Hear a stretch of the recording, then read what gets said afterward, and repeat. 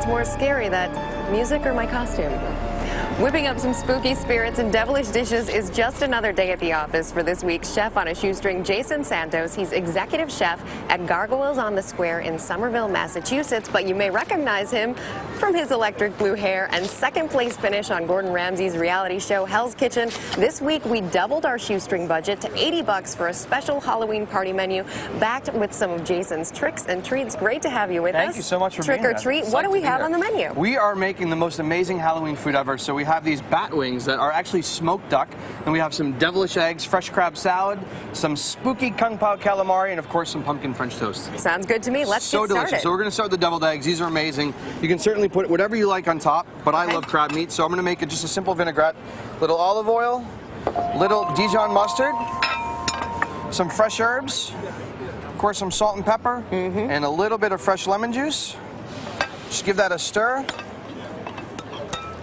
This is going to go right on top each. And this is just underneath a standard deviled egg? These are standard deviled eggs, but we're going to just sort of make them a little bit better. Kick it up a notch. A little bit devilish. Some fresh crab salad, of course some bacon bits kind of everywhere, and then I have some chive oil here. We're just going to sort of drizzle over the top.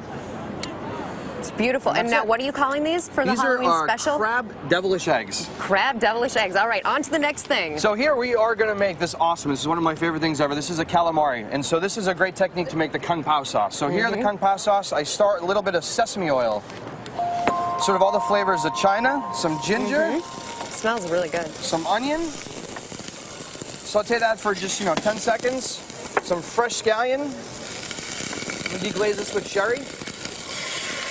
A lot of times you'll find sherry in a lot of Chinese cooking. So here, a little bit of hoisin, a little bit of oyster sauce, then a little bit of water. You can use chicken stock or vegetable stock. Just to break it down a little? Yeah, totally. So you're just going to cook it out for a minute, and then we're going to thicken it with a little bit of cornstarch. So 60 seconds. The cornstarch, now that it's liquefied, you have some cornstarch with water It's just mixed in equal there? parts cornstarch water. I add it right to the pot. Stir it as it sort of boils. It starts to get thick. So when that's done, we come down here. And then this is the kung pao sauce, so a little bit thick, you can see. So this becomes this? Absolutely. So this will stay in your fridge for a couple weeks, so it's really, really delicious. So in a pan, a little bit of olive oil. This is carrots, celery, and onions, also called mirepoix. Oh, yes. The French name for it. You can actually buy that now. I'm sure you can. Pre-made at the store. I've seen it. It's amazing. So right there in the pan, I'm going to throw in some fresh straw mushrooms. Saute that for 10 seconds. And then I'm going to throw in the calamari, and of course so that's what it looks like. I chose the tentacles because it's spooky, right? So we have to go there. So right in. It is a little spooky. It is. So we're going to cook that just for a second, and then we're going to add some of the sauce. Just stir that around. And then over here, while that's cooking. How do you know, as far as the seafood goes, that you've cooked it long enough? Well, calamaris, if you overcook it, they're like rubber bands. So I'm just going to undercook it. So calamari is sort of tough to cook, but it's one of my favorite things. So here, I have some coconut rice that I steamed in a banana leaf. How do you do that? You wrap it up and put it in cook the rice, a little bit of coconut milk, some mango, wrap it in the banana leaf, steam it for a couple seconds. So that's just about done. And then always in kung pao, you have fresh peanuts. So a little in there, and then we'll use a little for the garnish. About done. That's beautiful. It sort of goes right in. And then here, we're going to garnish it with a little bit more of the peanuts. It's fancy. Very fancy. It's Halloween. I love it. Let's get to my favorite part of the meal. These mint, what is it? The Bacardi and corn. These are candy corn mojitos. So when I think of Halloween, I think of candy corn and, of course, rum. Yes. So here. Obviously. The two go so well together. Some lime soda water. So normally when you do a mojito, it's mint, lime, and sugar, but here I made a candy corn sugar. Okay. So I'm going to put that in. Some fresh mints. Some fresh squeezed lime juice. Some ice cubes. And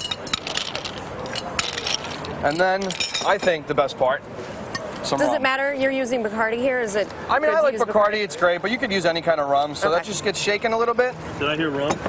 Oh, yeah. You scared me a little bit. Sorry. A little shake. Just as cash. Calm down. Give it a few more hours. Whoops.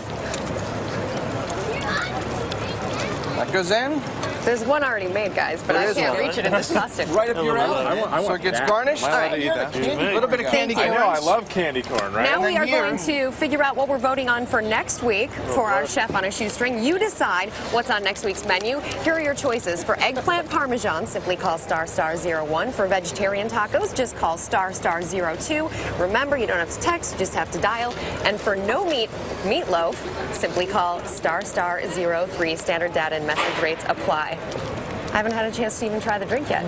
Some pomegranate blood. Right Oh, that's beautiful.